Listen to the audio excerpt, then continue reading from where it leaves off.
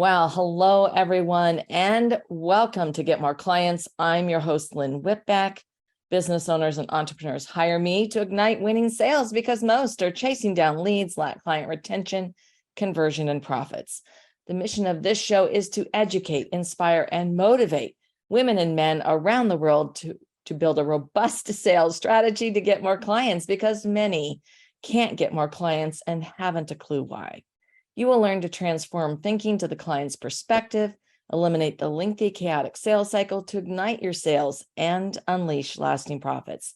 You'll also have the opportunity to connect with me further to see how I can support you beyond today.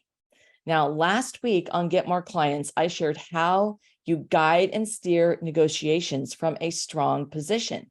And today I'm joined by the lovely and talented Lesley Nase, a certified core communications expert, and we will discuss for you big reveal of Fortune 500 negotiating secrets. Now, about Lesley, entrepreneurs hire Lesley to get to the core of communication because most fail to speak the language of their listener and are missing out on connections, relationships, and resolutions to maximize success. So she helps break down barriers to leverage conversations for collaborations and conversions. So Lesley, I'm so glad you're joining me today. I am just thrilled to have you here. Thank you so much, Lynn. It's always my pleasure to be with you and to, talk sales and kind of share information back and forth because we both have a lot of experience in that. And any way we can help people, that's fabulous. That's like the icing on the top of the cake, right? It is. It is. So let's dive into Fortune 500 negotiating secrets. And I'm going to start by pointing out that when you're negotiating a mutually beneficial sale, it's essential to tailor your approach to each individual personality code. That's what we're really going to dive in today. Using core personality coding, you are able to communicate effectively for a win-win outcome and close the deal. By the end of today's show, you will learn what types of cues and clues should you look for before and during the negotiation to identify the dominant personality code of the other party, how to leverage the best negotiation practices of each personality code, and where and when to tailor your communication style to suit the personality code of the other party. In all negotiations, active listening, empathy, and a genuine desire to create mutually beneficial outcomes are key. Tailoring your approach to the unique preferences of each core personality code will strengthen the negotiation process and foster successful, long-lasting partnerships. Now, I want to really dive into that first item, cues and clues to identify core personality code. And Lesley, I really think the best place to start will be for you to share and briefly go over the core personality codes. Okay, it'll be my pleasure. So CORE is an acronym. So it's CORE, capital letters, because each one stands alone by itself. So the C that we have is your catalyst. Those people who seem to be ready to just go forward, right? They're the ones that you have to be speaking clearly and to the point. Now, I know that Lynn has already talked about what's the client why. So you have to, in all of these personality codes, know what it is that's going to motivate each one of the people that you're working with. So if you've hit the correct pain points for a catalyst, you can do your presentation with just the bare facts, and the things that you're going to hit on are the topics, the top of mind. That is what is going to have them lean in and say, yes, I'm ready. They've raised their hand, they're giving you the credit card, and it doesn't take much. They're the ones who are going to get it right away. But you have to be clear and succinct in what you're presenting to them, because they don't want a lot of flowers. They don't want a lot of whining and dining. They just want to know what it is that you have to offer, and they'll be ready to move forward on that. So that's C, catalyst. Now, O stands for optimizers. Optimizers are your people who love to have their systems. They are like the accountants, right? They have to have their spreadsheets in front of them. The columns that go straight across and the ones that go down better add up at the bottom. All right. So they do want those details. They want to know exactly what it is that you're offering them. Do you have templates? Do you have, a roadmap, which Lynn has? She's got a roadmap. They're the people who want to follow from A to Z the roadmap because they have to put everything in place to be able to move forward. So if you can, again, you want to get the optimizer way of learning is to really in your presentation would be more of that show them that you've got these um, skills and abilities and the tools to help them follow along on that roadmap so that they can be successful. So that's O for optimizer. Now the next is R. Are they are relators. They are the people who have those open hearts that they just love the world. They love it so much that they want to make a difference in this world. And if in your presentation you can again present to them how they can make some change in the world, that be little or big with whatever you're presenting to them, then they're going to be all in. There again, they're going to get those warm hugs, that warm feeling of, oh my gosh, I can really make a difference in the world. If I use your product, there, I have it. I'm ready, sign me up. But they are the ones that want that little whining and dining. So you have to really be able to talk their language so that they understand that you know where they're at. Understanding where those relators come from is key in helping them make that decision to move forward. Now, on the E is the experts. Experts are those people, they want the facts and figures. In your presentation, you might be talking about, well, this study shows, and they'll stop you and say, where? Where can I find that study? When was that study published? Is that really true? Because they're the ones who are going to take all the pieces of what you tell them and like a big puzzle, they're going to put it together. So they're not in their heart at all. They're in their brains and they are trying to see how you have linked one aspect of your presentation with the next one, with the next one, and the next one. So you want to speak to that expert part and have those, it doesn't have to be a big across the board, lots of facts and figures all the way, but sprinkling those through your presentation is what's going to keep their interest going. And again, it's going to help them make that decision and go back, wow, these people really know what they're talking about. Okay, I'm ready to move forward. So Right. that is core in the essence. That was the E at the end, but CORE.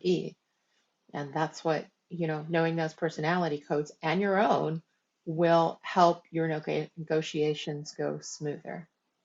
Yeah, absolutely. In fact, part of the core is to know your own code and how you Mhm. respond and deal with things, where you lean towards, because it really helps you recognize how you may need to adapt and flex your style when you're working with others.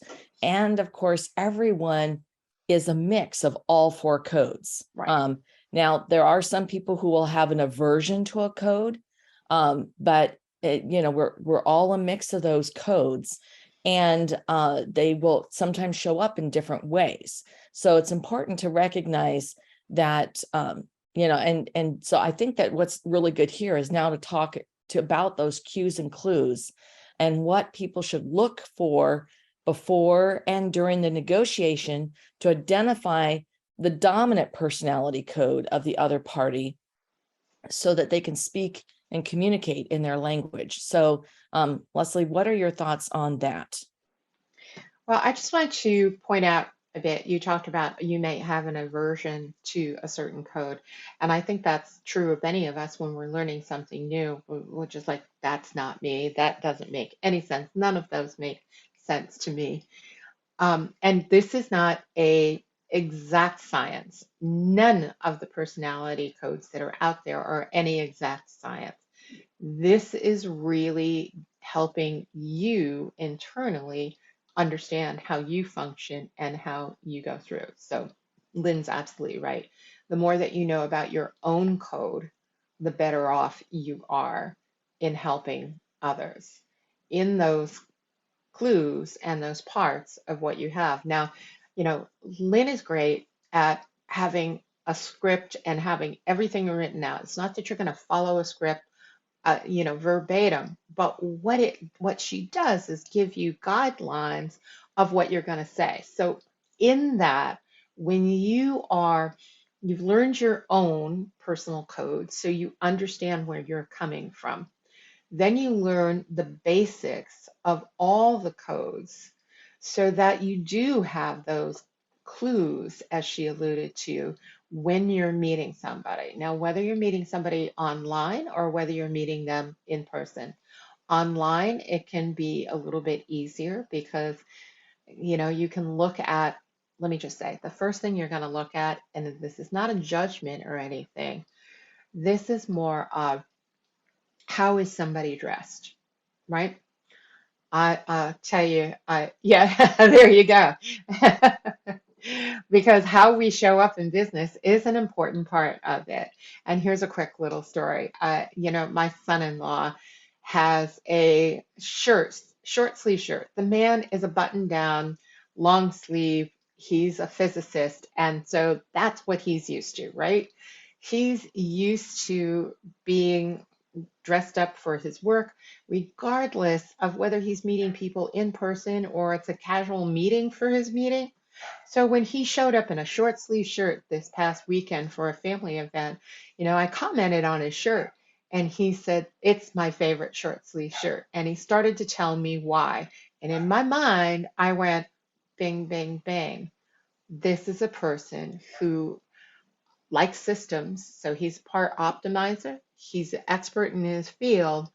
But what he was telling me about his shirt was important because it told me about his style. Not only was it buttoned down, it was casual looking, but when he moved his side of he's got a long beard, so he moves the side of his beard and he says, "Look at this. It even has a pocket, which I like pockets, and it's got a place for two pens." It was, to me, that just gave me that idea that he is ready to put down for any system that comes his way.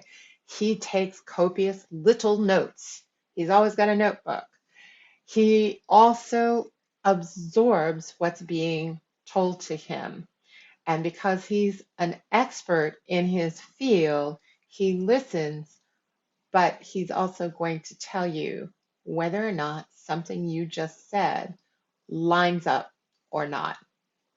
So that's important. Those physical clues that you take from somebody are really important. You can look behind my scenery here, and it's my wall. It's not some fake scenery that somebody put up. And yet those fake sceneries will give you an idea of how somebody's feeling, how they perceive themselves, and everything else. So for example, you can see that I happen to love books. You might also see some little objects and things behind you. behind me, not behind you. But those objects are part of those other clues as to who I am in the personality code.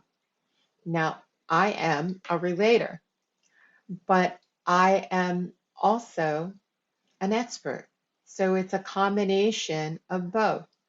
But I love it when somebody like Lynn, who has taught, I mean, this is not her dominant code, but she's an optimizer, absolute optimizer, because when she creates something as the expert, she gets all the codes together. She puts, the templates, here's the roadmap, here's what you need. And that's what she has. But if you look at her and her background in her right now on the screen, you might also pick up another personality code because you got your rainbows and your colors and the picture that she has. She's always got a bright smile and she wears something bright on her. And she's got a heart of gold. And that's part of what you're doing. Now, your catalyst, you might think, well, she didn't cover those in any kind of personality. And I have a person in mind that this is not like the absolute test of how a person will show up. But when catalysts are about speed, they're also sports people. So they're very active and they may be, like you got something to say. Well, they're maybe thinking about, well, the ball game's coming on pretty soon. I got to get out on my bike and go mountain biking. I got to go by. They'll walk in to a showroom and they will know exactly what it is when they walk into a car showroom and know what they want, what the features are, and they don't want you as a salesperson coming up and saying, hey, we've got this good deal. This comes with this and this and this and this. No, they're standing there going, look, this is what I want. I know it exactly. I've seen it on your lot. I got my money in my hand. I just want to purchase it. If you hold them up with a lot of time and wasted conversation, you're liable to lose that sale because they got better things to do than sit around and wait. They're just ready to go out the door and get on with life.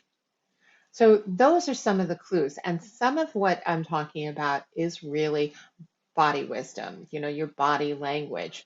And when you have a one-on-one with someone, that body language is so important to help you with your codes and able to make those sales. Yeah, absolutely. I do think one really practical suggestion is that if you have had virtual meetings and you have a transcript or you recorded it so that you can easily procure a transcript, or you have some, they could have been a guest on a podcast, they could have done their own video, any of those things that you can get a transcript, you can look for words that really highlight the different personality codes. Because once again, a catalyst, those are the people who are very, as Lesley just said, very high action. They're going to use words like flexibility, freedom, opportunity, excitement. They would love to win. And so that's a great way if it's an optimizer. Now, once again, as Lesley talked about, they're very risk averse. They're very process driven. So you're going to be looking for words like stability, structure, processes, responsibility, things like that. And for the relator, once again, they are very focused on relationships and authenticity. Those are two words that you would look for: teamwork, personal growth, community, ethics. These are things that matter to them. And then for those experts, they're looking at, they really value learning and knowledge and intelligence. They look at the big picture. They're very focused on expertise. So these are, once again, these are words that you can look for that provide you those cues and clues about their predominant personality code and the other codes that are mixed in. And all these different things you pull together because you want to leverage this information in the best negotiation practices for these core personality codes. And I really want to focus on how with negotiation, you want to aim high and you want to start with the expectation that you will both have the best possible outcome. And when you go in with this attitude, you avoid leaving money on the table or giving up too many concessions to close the deal. While most people will perceive the value in mutually beneficial outcomes, you still want to make the best deal that we can for ourselves and our organizations. Now, and I mentioned this, Lesley, actually, I want to point out there are 3 techniques that create the win-win in negotiations. And the first one is smart trade-offs. And this involves identifying the issue your client cares deeply about, which you value and which you value less. Lesley pointed this out at the very beginning. When you know your client why, what matters to them so they can, this helps you identify what they care deeply about.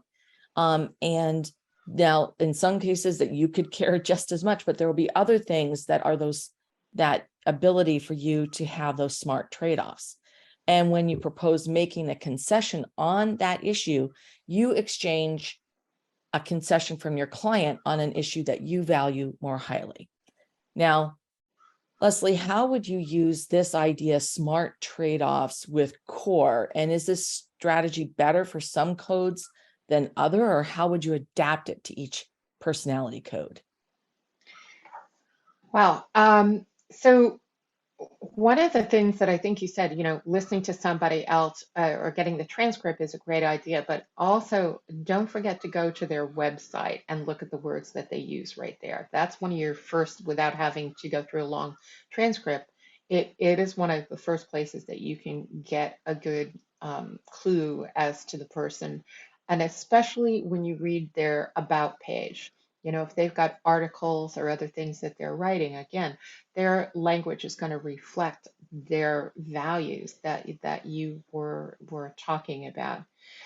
Now, you were asking me, let me just make sure I get this clear. So you were asking about the in negotiations, slip over my tongue here this morning. Negotiations, you're talking about the Smart trade-offs. smart Yeah. trade-offs. Okay, thank you. Um,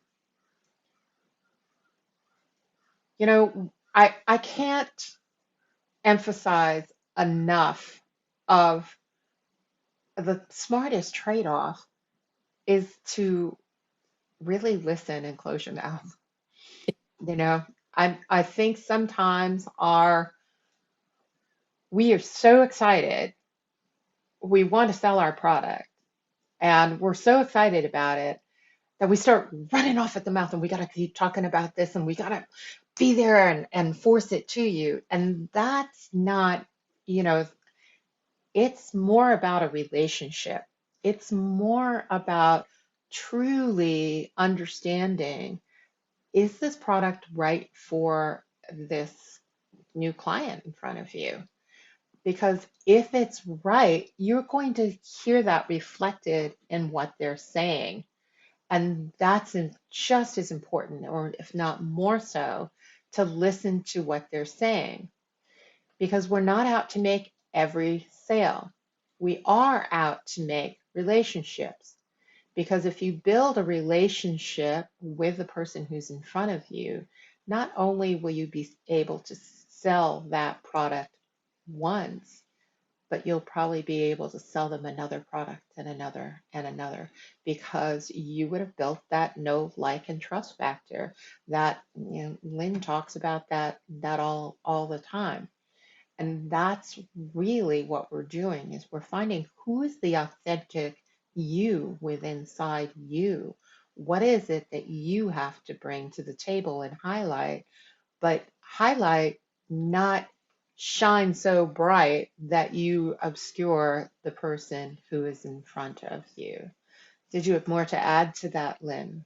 No, absolutely. I mean, smart trade-offs work in a lot of ways because, with actions, I mean, high catalyst people, they want to win, they love Mhm. to win.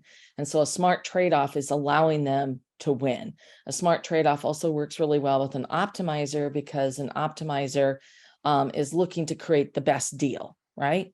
A smart trade-off is also great for people who are relators because it allows them to once again feel like that you guys are creating this relationship because you're, this agreement. And so, and with experts, that smart trade-off is, really focusing on the item, that piece of information or knowledge that they value the Mhm. most. So, and respecting that. So there's a lot of reasons why that technique is really effective with all four codes. The second technique is using contingent contracts. So this means something such as a 3-month trial or a first offer. And it's an example of and it can also be an example of a planned contingency. So in this, like in a 3-month statement of work, your client agrees to move forward. And then in that 3-month statement of work, you can have contingencies to move it into a full contract if you meet all the expectations within those first 3 months. Now, I've used this many times in the past for multi-million-dollar deal contracts, and it gives us a short-term yes for a proof of concept that leads to that long-term yes. Now, for optimizers, this really helps them avoid risk because they hate risk. It Mhm. lets them give a taste and get a feel. For those people who are catalysts, it lets them get in the game right now, Right. right? Right. For the relator, it's allowing them to build the relationship. Mhm. And for the experts, it's allowing them, once again, to have the case studies, the knowledge that, yes, this is going to work. So it's a really effective process. And I see that we're about to run out of time. I want to Mhm. go to do my third technique really quick, Lesley. I'm sorry. No, no. And that's to place milestones and deadlines for an implementation plan within the agreement. Now, the reason this is a negotiation tactic is that, first of all, it sort of goes with those smart trade-offs and the fact that you're creating this ability to have these milestones and deadlines, and they're very effective so that it's a part of the negotiation process. So you're letting the other person win because they're being able to place this, things that matter to them in that place. And these could also relate to things like a service level agreement. That's a really common because it's a point of negotiation. And then they get to feel maybe it's that you're going to respond within 2 hours. For someone who's a catalyst, they want to know that you're at their beck and call, right? But for the blueprint, they also want to know that you're going to take care of them. The same with the relator. So as we walk through this, and I'm sorry, I'm sort of racing through at the end. I think we're going to have to do um, uh, a second time round of this because there's so much we haven't really gone into. And I Mhm. wanted to pick up, Lesley, I'm sorry, I'm just going to race ahead because last week I promised I was going to tell everyone I wanted to cover what happens when you want to walk. Okay. And I want to just say you must never be afraid to walk away from a deal. There are a lot of reasons why you need to pass on doing business with another entity. And a common reason in discovering the deeper that you've progressed in the negotiations is that they are not a fit for you and that you can't truly serve and help them and create an impact. This could be because they're not ready yet. They've got obviously unrealistic expectations around the results, or they're not truly qualified for your product or service. And I know that this has probably happened to you, Lesley. I know it's happened to me. Um, and I'm going to go ahead and just say I've got to wrap up because we're at the end. Lesley, thank you so much. And for everyone who tuned in, our purpose is for you to get more clients. And bottom line, don't make this harder than it has to be. Sales should be a win-win. And today, Lesley and I shared the big reveal of Fortune 500 negotiation secrets. And we're going to pick this up on a second episode because we just barely brushed the surface. Mhm. And the key is for you to implement what we shared today to stop wasting your time, energy, and resources. You have the opportunity to jump in and get the support you need for true success. Say yes to you and get on a call with us. We are truly gifted at this, and you deserve a shortcut to your success with the right support. You can go to p2q.link/win-win. And next week on Get More Clients, now I had planned to start talking about closing, but I'm going to talk to Lesley to see if we can keep talking about negotiation, because we've just barely scratched the surface. Make sure you don't miss a single episode by subscribing to claim your I am so rattled right now. Get More clients. Get more clients, and it's all good. So subscribe wherever you get your podcasts. And if you love the show and you love what we're doing, please share it with your friends, your family, your peers, and give us a 5-star review. We would very much appreciate it. I'm going to put Lesley's contact information below, and I'll see you next week on Get More Clients.